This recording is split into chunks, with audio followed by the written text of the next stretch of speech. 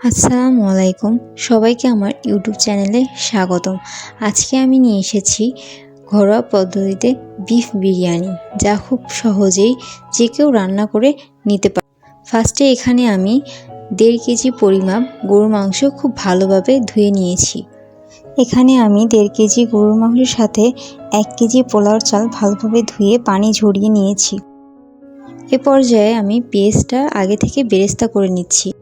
তারপরে আলুটা খুব ভালোভাবে ভেজে নিব। যত সময় আলুটা লাল না হবে তত সময় আলুটা ভেজে নেব। যখন লাল হয়ে যাবে আলুটা ভেজে উঠিয়ে রাখবো।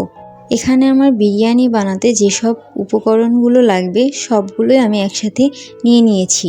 ফার্স্টেই আমি ধুয়ে রাখা গরুর মাংস দিয়ে দিচ্ছি, যেটাকে আমি খুব ভালোভাবে ধুয়ে পানি ঝরানোর জন্য বেশ কিছু সময় রেখেছিলাম।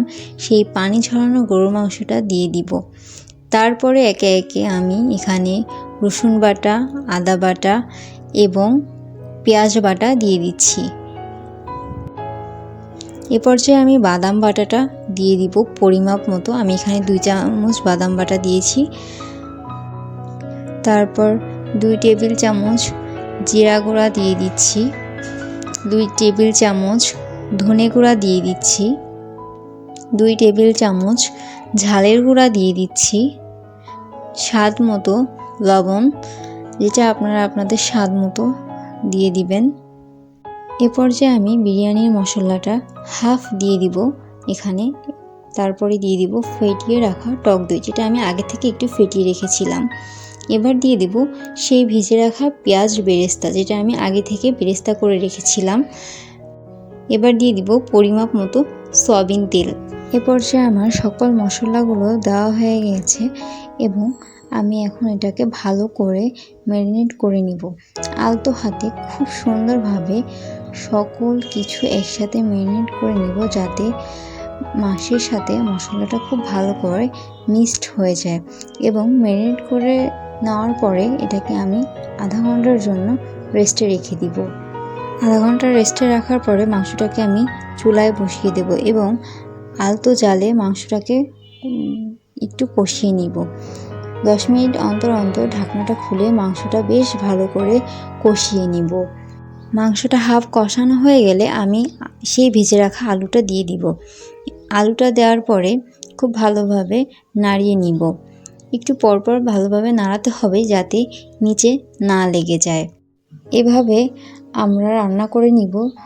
80% সিদ্ধ হওয়া পর্যন্ত মাংসটা আমরা এভাবেই রান্না করে নিব। এ পর্যায়ে 1 কেজি চালের জন্য 1.5 লিটার পানি নিয়ে নিব। এখানে আমি দারচিনি, লবঙ্গ, এলাচ, গোলমরিচ এগুলো নিয়ে নিব, তেজপাতা নিয়ে নিব। এবার আমি মিনি প্যাকেট 2 প্যাকেট গুঁড়া দুধ নিয়ে নিলাম, পরিমাপ মতো সয়াবিন তেল দিয়ে দিলাম, বেশ কিছুটা পরিমাণের কাঁচামরিচ দিয়ে দিলাম। এখন দিয়ে দিব কেওড়া জল, যেটা আমি দিয়েছি 1.5 টেবিল চামচ পরিমাপের। আপনারা আপনাদের পরিমাপ মতো দিয়ে দিবেন, কিন্তু খেয়াল রাখতে হবে বেশি পরিমাপের দেওয়া যাবে না। এখন দিয়ে দিব আমি স্বাদ অনুযায়ী চিনি দিয়ে ভালো করে মিক্সড করে নিতে হবে। এ পর্যায়ে ওয়েট করতে হবে বলক আসা পর্যন্ত। বলক আসলেই পোলাও চালটা দিয়ে দিতে হবে। চালটা দিয়ে দেওয়ার পরে আমাদের ওয়েট করতে হবে 80% সিদ্ধ হওয়া পর্যন্ত। 80% সিদ্ধ হলে আমরা সেই রান্না করা মাংসটা দিয়ে দিব। মাংসটা দেওয়ার পর পোলাওয়ের সাথে মাংসটাকে খুব ভালোভাবে মিক্সড করে নিব এবং 10 মিনিট পর পর এটাকে ভালোভাবে নাড়াচাড়া দিয়ে নিব, যাতে বিরিয়ানিটা না লেগে যায়। এ পর্যায়ে আমি বিরিয়ানির ঢাকনাটা দিয়ে দমে দিয়ে দিব। বেশ কিছু সময় দমে রাখার পর আমি সেই পেঁয়াজ বেরেস্তা এবং অর্ধেক বিরিয়ানির মশলা যেটা রেখে দিয়েছিলাম সেটা ভালো করে দুটো একসাথে মিক্সড করে নিব এবং এটাকে বিরিয়ানির উপরে ছড়িয়ে দিব। ছড়িয়ে আবার ঢাকনাটা ঢেকে দিব। ব্যাস, আমাদের বিফ বিরিয়ানি রেডি। আপনারা চাইলে খুব সহজেই এভাবে বিরিয়ানি রান্না করে খেতে পারেন। আমার ভিডিওটি ভালো লাগলে অবশ্যই লাইক, কমেন্ট করবেন এবং নতুন নতুন ভিডিও পেতে আমার চ্যানেলটি অবশ্যই সাবস্ক্রাইব করে যাবেন। ধন্যবাদ।